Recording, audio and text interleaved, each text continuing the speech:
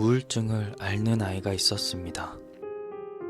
우울증의 시작은 외부로부터의 힘든 자극이 아닌 나는 누구일까? 어떻게 살아야 할까? 아주 뜬금없는 마음의 소리에서부터 시작됐다고 합니다. 답을 찾으려 노력했지만 답을 찾을 수 없었습니다. 그러다 보니 답답함과 막막함이 몰려왔고 이런 생각들이 점점 커지면서 스스로 우울한 감정의 동굴로 자신을 끌고 들어갔다고 합니다. 그리고 얼마 후 할머니가 돌아가셨다고 합니다.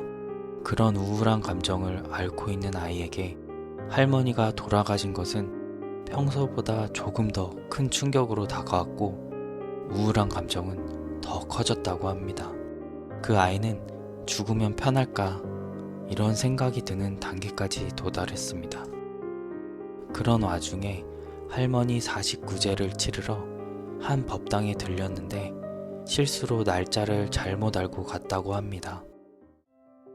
우연히 스님과 긴 이야기를 나누게 됐고 그 시점으로 그 우울한 감정이 말도 안 되게 사라졌다고 합니다.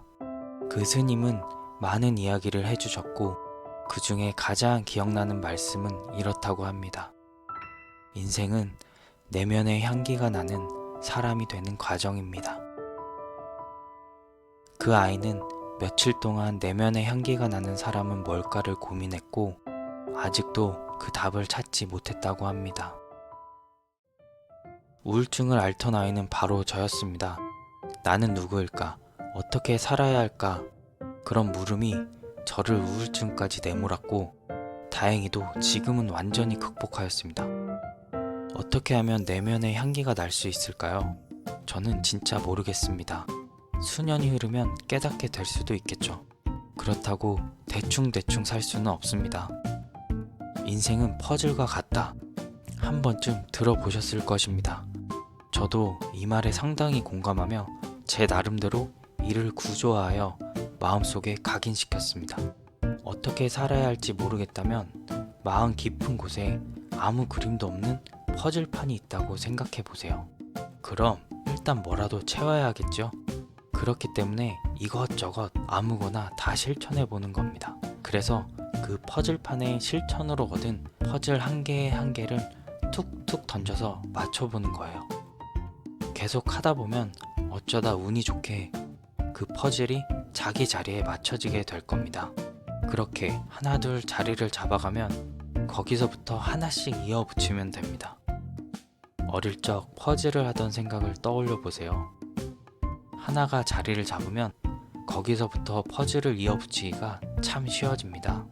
그렇게 하시다 보면 희미하게나 어느 정도 그 퍼즐에 윤곽이 나오게 될 거예요.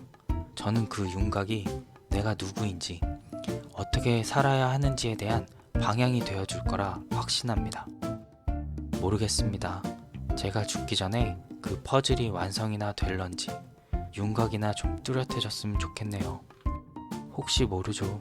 더 열심히 잘 살면 운이 좋게 수년 안에 완성이 될 수도 있겠지요. 내가 누구인지 어떻게 살아야 하는지에 대한 물음은 어떤 형태를 지닌 것이 아니기 때문에 이런 생각이 들 때마다 당연히 막막할 수밖에 없습니다. 그렇기 때문에 마음속 퍼즐판을 완전히 이미지화해서 기억하세요. 사는 게 막막하고 앞으로 어떻게 살아야 할지 방향을 잡을 수 없을 때 이 이미지를 떠올리시면 됩니다. 사는 게 엉망진창인 것 같지만 지금도 계속 인생의 퍼즐판을 맞추는 중이라고. 하나씩 맞추고 있다고. 그러다 보면 곧 자리를 잡는 퍼즐이 나올 거라고. 어떻게 살아야 할지에 대한 고민에 조금이나마 보탬이 되었으면 합니다.